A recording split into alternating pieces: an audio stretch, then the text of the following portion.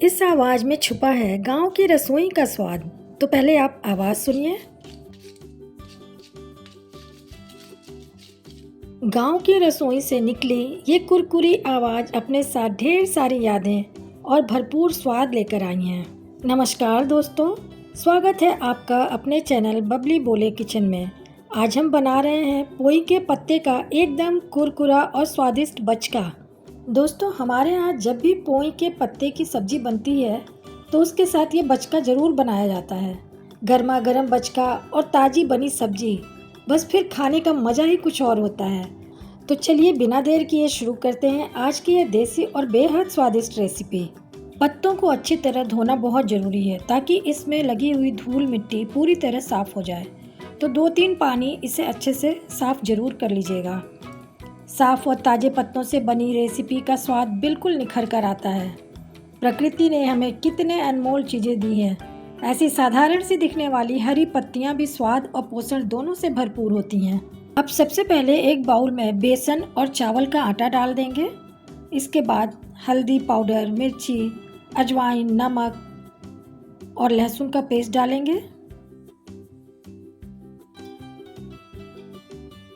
अजवाइन को हाथों से क्रश करके थोड़ा सा डालें, इससे खुशबू अच्छी आती है। अब इसमें थोड़ा थोड़ा करके पानी डालेंगे। ध्यान रखिए दोस्तों, पानी एकदम से नहीं डालना है। थोड़ा थोड़ा पानी डालते हुए हमें बिल्कुल स्मूथ और गाढ़ा बैटर तैयार करना है। कोई भी गांठ नहीं रहनी चाहिए। दोस्तों, गांव की रसोई की सबसे अच्छी बात यही होती है कि यहाँ साधारण सी चीज़ों से भी इतना स्वादिष्ट खाना बन जाता है कि बड़े बड़े व्यंजन भी फीके लगने लगते हैं।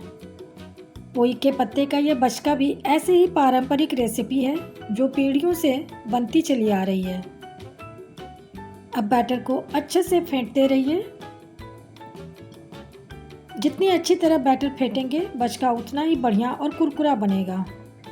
जिंदगी भी कुछ इसी बैटर की तरह होती है। धीरे धीरे मेहनत और धैर्य मिलाते रहिए।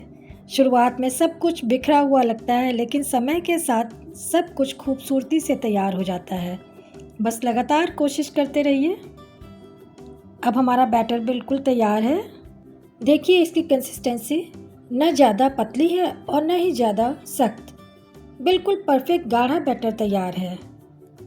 मुझे याद है बचपन में जब बारिश का मौसम आता था तो घर के आंगन में उगी हुई पोई की बेल से पत्ते तोड़कर माँ इसी तरह बचका बनाया करती थी और उसकी सब्जी भी बनाया करती थी। रसोई से आती खुशबू पूरे घर को महका देती थी। आज भी वही स्वाद, वही पुरानी यादें इस रेसिपी के साथ जुड़ी हुई हैं। अब एक एक करके पोई के पत्तों को बैटर में डालेंगे। पत्ते को दोनों तरफ से अच्छी तरह बैटर में कोट कर लीजिए। ध्यान रखिए कि पूरा पत्ता बेसन से अच्छी तरह कवर हो जाए। जब तेल गर्म हो जाए तो बैटर में लिपटा हुआ पत्ता धीरे से तेल में डाल दीजिए। एक साथ बहुत ज़्यादा पत्ते नहीं डालने हैं। 2-3 या जितनी बड़ी आपकी कढ़ाई या पैन है उसके हिसाब से 3-4 करके डालिए। जैसे ही नीचे की तरफ अच्छा गोल्डन आ जाए इसे पलट लेंगे। दूसरी तरफ से भी सुनहरा, भूरा और कुरकुरा होने तक तलेंगे। दोस्तों, देसी खाने की सबसे खास बात यही है कि इसमें स्वाद के साथ अपनापन भी मिलता है। हर रेसिपी के साथ कुछ यादें जुड़ी होती हैं और यही यादें खाने का स्वाद कई गुना बढ़ा देती हैं। देखिए कितना सुंदर रंग आया है। पोई के पत्तों का अपना एक अलग स्वाद होता है और जब इन्हें मसालेदार बेसन के साथ मिलाया जाता है तब इनका स्वाद कई गुना बढ़ जाता है। जैसे हम इन पत्तों को धैर्य से साफ करते हैं, वैसे ही जिंदगी में भी छोटी छोटी बातों का ध्यान देना बहुत ज़रूरी होता है। अक्सर बेहतरीन नतीजे इन्हीं छोटी तैयारियों से मिलते हैं। रसोई में स्वाद महंगे मसालों से नहीं बल्कि सादगी और अपनापन से आते हैं। कई बार सबसे साधारण सी दिखने वाली चीज़ें सबसे ज़्यादा यादगार स्वाद दे जाती हैं और पोई के पत्ते का ये बचका उसका सबसे खास उदाहरण है। अब पहला बैच तैयार हो चुका है।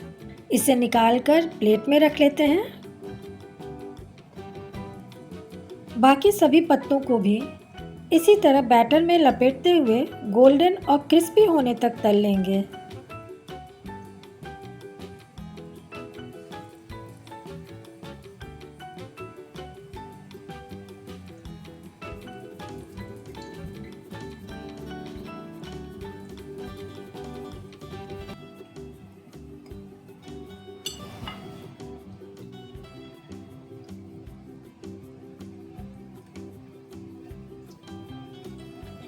देखिए कैसे धीरे धीरे ये बचके सुनहरे होते जा रहे हैं। अच्छे खाने में जल्दबाजी नहीं चलती, थोड़ा धैर्य और प्यार दोनों जरूरी होते हैं।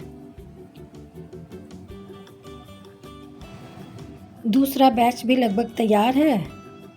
बाहर से कितना सुंदर सुनहरा रंग आ गया है और कुरकुरापन तो आप आखिर में सुन ही लेंगे।